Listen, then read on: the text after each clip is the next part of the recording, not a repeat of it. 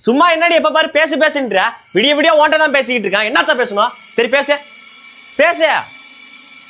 ஓஹோ டவர் கிடைக்கலையா? பேசுறீ பேசு. என்ன அமைதியா இருக்கா? பேசுடி பேசு. ஐயோ பேய் அப்பாடி தப்பிச்சோம். நான் பின்னாடிதான் இருக்கேன்.